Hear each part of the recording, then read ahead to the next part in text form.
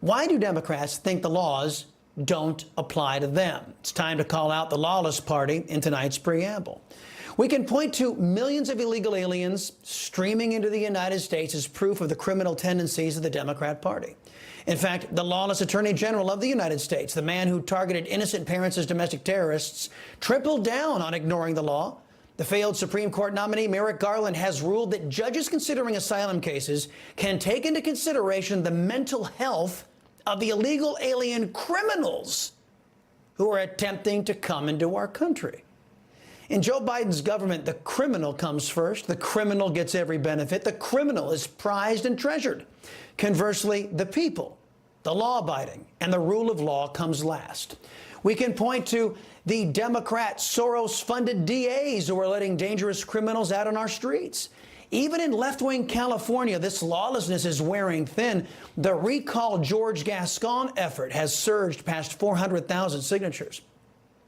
But leftists are not only threatening blue states. In the red state of Texas, the state's capital has voted to legalize marijuana. Under the new ordinance, the council is ordering Austin police not to issue arrests or citations for Class A or Class B misdemeanor possession, ignoring state law, and I think federal law, too. Again, leftists don't think they should have to obey the law if the law impedes what they want. In Dallas, police officers there are under attack from another left-wing DA, John Creuzot. Cops were just indicted there. Their crime, they dared to stand in the way of left-wing rioters in 2020. According to a new Trafalgar poll, 75% of Americans oppose the left-wing mobs showing up at Supreme Court justices' homes to intimidate them into changing their Roe versus Wade decision. That poll reflects more than just common sense, my friends. It also reflects that 3/4 of Americans are law-abiding. Those protests are illegal.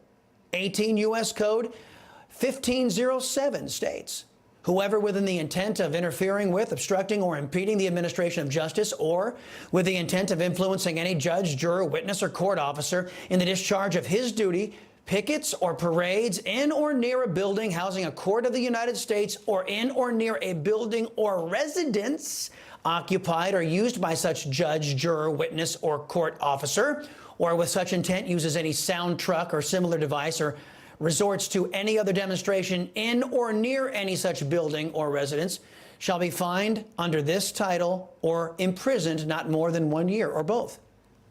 But here comes the Lawless Party, my friends. Yesterday, Joe Biden's brain said she and the occupier of the Oval Office support breaking that law. So I know that there's an outrage right now, I guess, about protests that have been peaceful to date, and we certainly continue to encourage that outside of judges' homes, and that's the president's position. You heard it.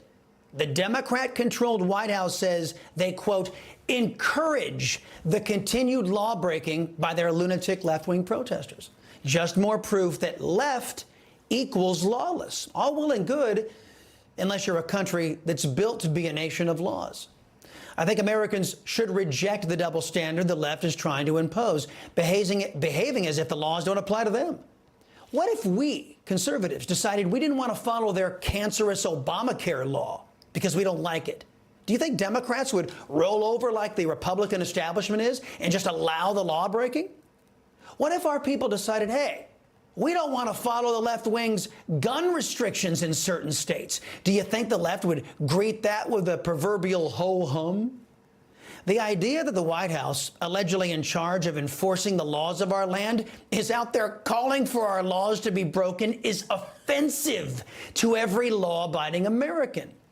The Democrats need to face consequences when they decide not to follow our laws. We can start by making sure none of them are ever elected to positions of power or authority again in this country. This will prevent them from usurping our laws under the guise of government. Then we prompt those who we do elect to punish those Democrats for their betrayal of our way of life and the civilized society, and punish them to the fullest extent of the law.